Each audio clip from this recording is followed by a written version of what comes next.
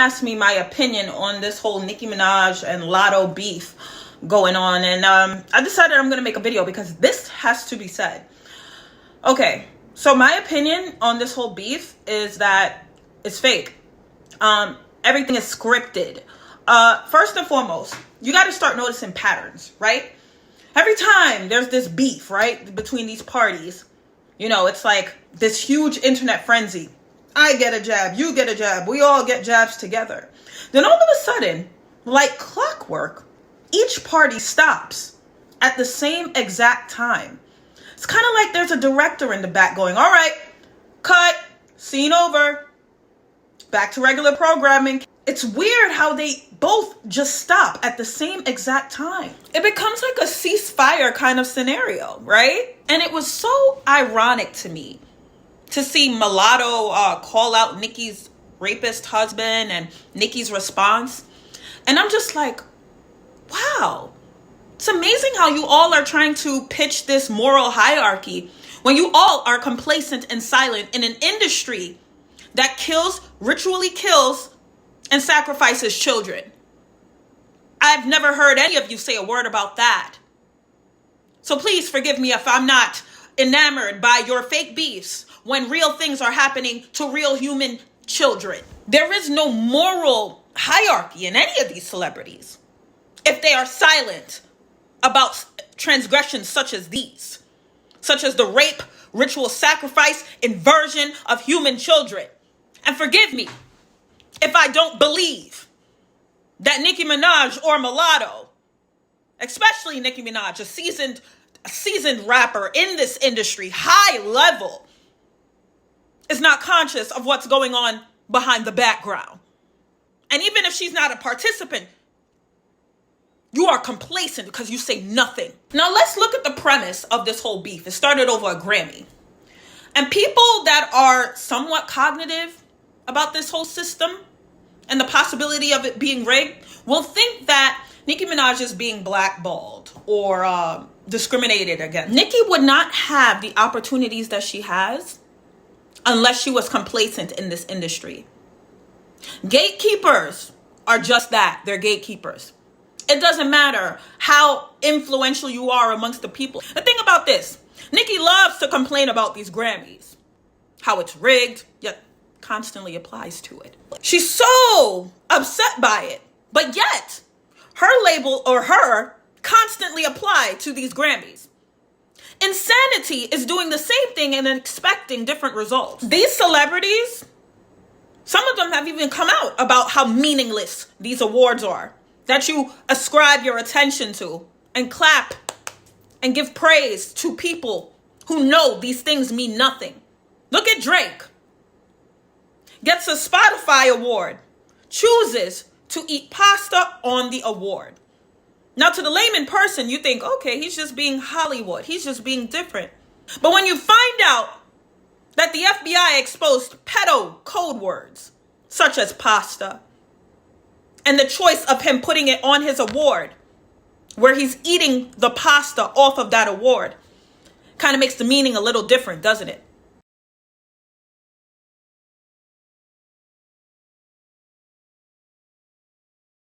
Even Jim Carrey came out and spoke about how meaningless this is. I just, there's no meaning to any of this. So I wanted to find the most meaningless thing that I could come to and join. And here I am. But yet Nicki Minaj is taking on such a key role in fighting for the justice of the Grammys. Please. I am done with these actings. LaGuardia High School really taught her well. And the thing is, these actors think so low of humans' cognitive abilities. They recycle the same narratives over and over, getting you engaged over and over by the same scenario. The thing I've noticed about Miss Minaj is that she likes to take on this Harriet Tubman kind of persona. To freedom! Right? As she claims. She's defending Black women in future times so that they can have justice within the Grammys for this meaningless award. She cares about Black people so much, right? But does she ever talk about these Black children, the amass amount of Black children who are being sacrificed in this industry, in this music industry. She doesn't talk about that. So forgive me if you're to freedom. It's cut a little short for me. Until I hear Nicki talk about that, the ritual sacrifices of these kids, I don't care about a Grammy. And another weird coincidence that I noticed about Nicki Minaj, I guess I was blind to it before, is her alter ego name, Roman Zelensky, is awfully close to Roman Polanski. And who's Roman Polanski? He's a man who fled the United States because he was having sex and sexual relations with a minor. So it's interesting that her alter ego is based, I believe, or extremely close to this Roman Polanski guy. And seeing as she is so complacent and quiet about these ritual sacrifices and rapes done within this music industry, it starts to make me even question exactly what your character is. You know, other than the roles that you play, Miss To Freedom. The thing is, if it talks like a duck, acts like a duck, then it gotta be a duck at some point. Because you model your name, which is extremely close to Roman Polanski, who was going to be a convicted pedophile before he fled. Your husband is accused of raping a minor. Your brother is in jail for that. And you remain complacent and quiet, because you've never spoken about this publicly, at least, about the ritual sacrifices, inversions, rape going on in the music industry. Because I don't know what kind of freedom train this is. It ain't all inclusive. It's just about y'all. How you can get more rights as robots within your matrix. But yet these humans you don't care about. And let me tell y'all something, with all this fan stuff, this idol stuff, none of these people are worthy to be worshipped. None. Because they're all complacent in an industry and a society that runs off of the blood of others. They don't talk about it. Miss Miley, what's good? Yo, Nicki, what's good? What's happening with these kids is what I'd like to know. See, the thing is with these celebrities is that a lot of them were on that island. You know, Jeffrey Epstein Island. A lot of them were on that island. Yet I hear nothing from any of them about it. Zero, zilch, crickets. But then, you know, like, let me give you an example. Will Smith and Chris Rock. He musters up all that alpha courage to go slap Chris Rock across the face to defend his wife's honor. Yet, Chris Rock and Will Smith were on Jeffrey Epstein fly list.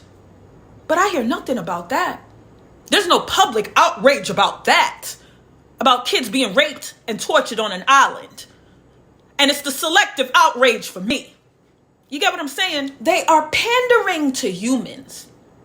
Mimicking your lives and your values and your morals, but living a complete shadow life. And that's the disconnect that a lot of y'all are not seeing. But I do. It's like we're living the life of a regular life, and then there's the dark web. This whole shadow life. Tunnels underneath. All these things being exposed. But yet people are not connecting the dots to the real true answer. And the thing is, with this dark web life, it's not just about like the little drug stuff they do on there and the kidnapping and all of that. No. The level that the 1% is playing on is controlling souls like me and you. That's what they're operating on.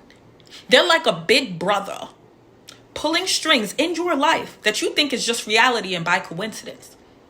But they're literally playing with us like chess pieces. These celebrities are all playing a script. You know, like that video just now with Kanye, and then he talks about Obama. Oh, I just said that to be cool. He's coming off of his script. You don't talk to him anymore. I'll talk to him if I see him. Yeah. But I guarantee you he see me. I didn't even know that. I just thought that sounded cool. You thought he was just trolling him. No. He's coming off of his script. Because little do you know that they're in cahoots. Many of these people are in cahoots in their shadow lives. The lives that it's very hard for human brains to conceptualize. The lives of wolves and wolves in sheep's clothing. Completely different to the realities that you guys know to be true. It's like they're putting on a mask for you so that you can continue to run their systems, power their systems. It is not genuine. These people are acting. This Kanye that you've grown to love or hate, this temper-ridden Kanye is an act. He is playing a role. These celebrities, these demons, these whatevers, they're starting to unmask themselves if you haven't noticed yet.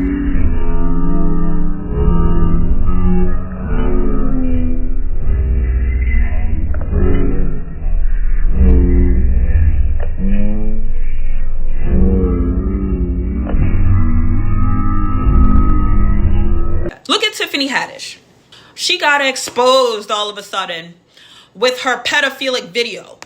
Even though that's the reason why she even got into the industry. Let's keep it a buck. But let's pretend that this video was exposed and everybody's in an outrage. And her first interview, the person's interviewing her, she said, I ain't got no job. But she's smiling. Someone who was allegedly a homeless person turned into a millionaire from having these jobs would not be smiling, talking about losing their jobs. That's not normal human behavior. That's what I'm saying. Like, that's a bad look. But now that they changed face, you know, I you don't feel know, like bro. you regain your. I don't have no job. Well, look. I don't have no job, bro. Look at this picture of Khloe Kardashian. These people, you have to look at their patterns and what roles they've been perpetuating all this time. They are sticklers for vanity. They need to look amazing at all times. This is like their spiel. But yet she posts a picture where her hand looks like a monstrosity. It is by design. They are starting to show you who they actually are. Because remember, these people are nitpickers, Photoshop, surgery this, I need that. They're sticklers for perfection. So to highlight or post something that highlights an imperfection such as that is done by design. And let me tell you something. The roles don't just apply to these celebrities and high elites and all of that. These roles can go even to a janitor in your child's school. A homeless bum you see on the street. The roles go that deep. With these demons masking as humans. These fallen angels masking as humans. Playing and terrorizing humans all over the world. It's very hard to understand or live with the idea that we're in the midst of cannibalists. Whole bunch of Jeffrey Dahmers walking around in roles, in acting roles, pretending to be human. And it's both sides of the wing. Democrat, conservative, Biden, Trump, Christian, Satanist, two wings of the same bird. So with all these demons starting to unmask in the end times, they're going to be released. And when they're released, it's like savagery. It's like the purge. And humans will be begging for a relief, which comes in with the chapter, Rise of the Fake Christians. See, these celebrities will play a role in this. It's going to be Rise of the Fake Christians. And then the people who perpetuate this fake light will begin to go up the ranks. But they will be false Christs. As I said, two wings of the same bird against one particular enemy, who is Yeshua. To sum it up all in a nice pretty bow, I don't care about none of these celebrities, none of their fake beefs, none of their narratives, until somebody, one body, anybody stands up and fights for these kids who are being ritually sacrificed, murdered, molested, raped, and everything you could think of. Until one of them gets some cojones to talk about that, I don't care about anything they're fighting for, because it ain't for true justice. I don't buy into any of it, because it's a waste of time. It's a waste of time away from Christ. It's a waste of time from true justice. Not Babylonian law justice. I'm talking about true justice. Where kids have a chance to grow up. And it's not a lottery of who gets to live or die from some 1% elite punks who kill kids. And as I post these videos, I have agents, wolf agents, kingdom satanic agents, wolf agents, threatening me nicely